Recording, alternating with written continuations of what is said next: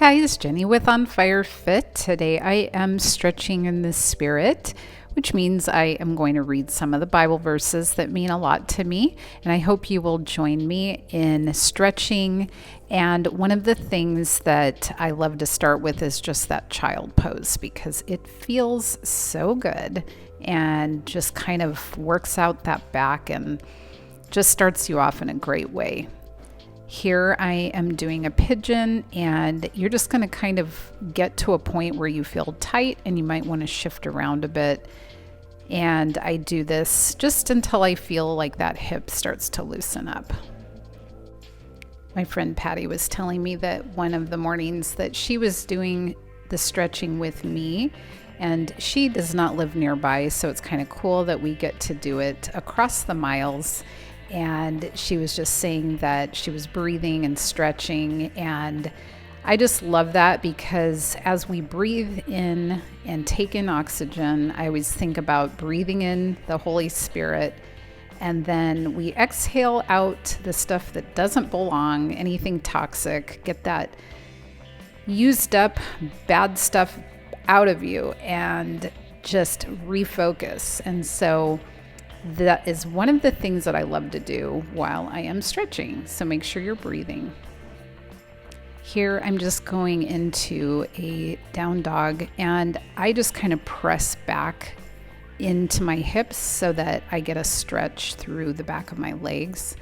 And I usually like to try to lift a leg and get another stretch through the whole back side of that supporting leg. And it feels really good.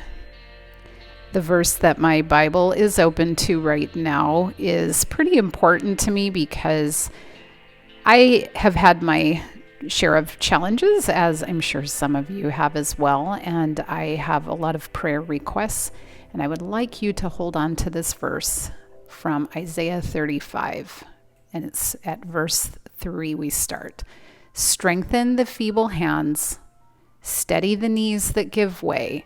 Say to those with fearful hearts, be strong, do not fear. Your God will come. He will come with vengeance, with divine retribution. He will come to save you.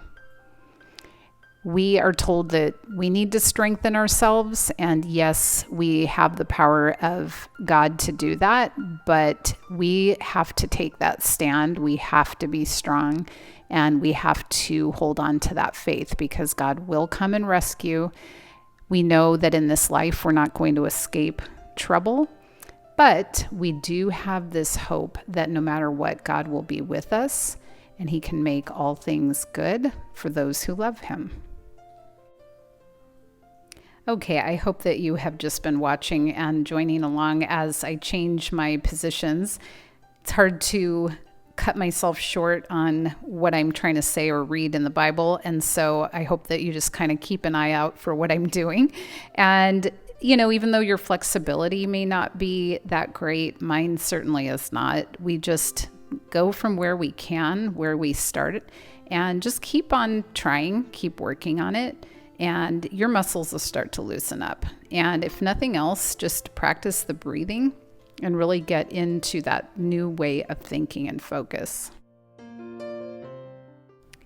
I wrote about this, but I'm going to talk about this verse again. But from Isaiah 37, there was a king who was having a lot of difficulties, and he was up against a pretty fierce army. And what did he choose to do? But he went and spread it out before the Lord, all of his concerns.